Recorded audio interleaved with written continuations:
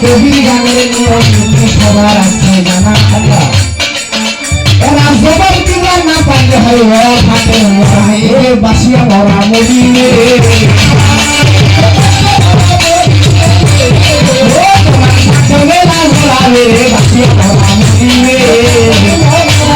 বাসিয়া মরা মরিলে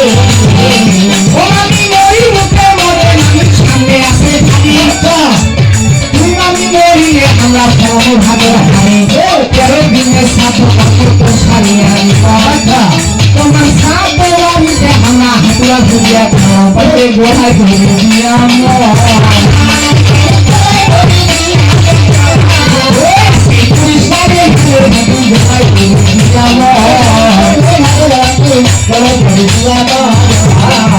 আমি প্রশ্ন করিয়া নাম শুনো দিয়া দেখো শ্রীমতের রাধারানী কিভাবে জন্ম হয়েছে কিভাবে জন্ম হয়েছে বললো না কীর্তিদা রানী বলে স্নান করিবা গেছে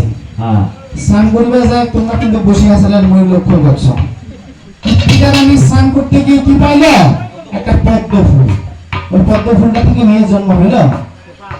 পোকা আসলো পোকাটা বাড়ি বাড়ি কি মেয়ে জন্ম হইল ভয় নাই হবে না কথা দেখো যাহা কথা হাতে তুমি বলে পাবো নাই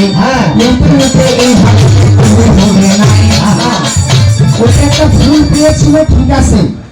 কিন্তু কাহিনীটা আছে মানে শোনা কথা আর বালুক পেশাব করা বালুক পেশাব করে আসবেন দেখবেন যায় এখন নাই ওর সঙ্গে আমার কিছু ঠাকুর মনে কিছু লাগাও পারে না এবার দেখে সত্যি লাগাইছে ওই জন্য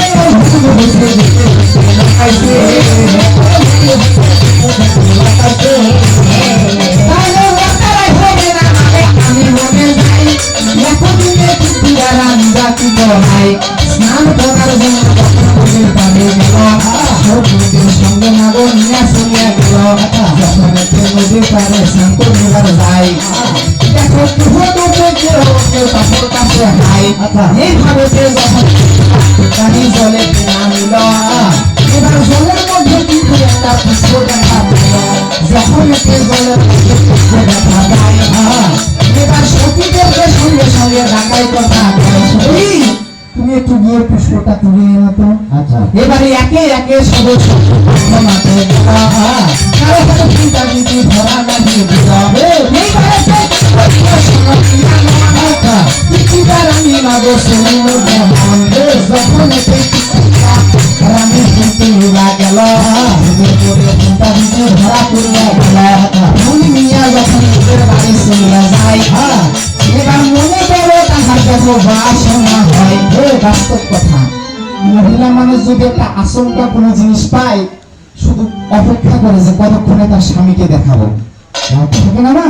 এই কীর্তিদা রানী যখন আচমকা একটা ফুল পাইল তখন তার স্বামীকে দেখার জন্য আগ্রহ হয়ে গেল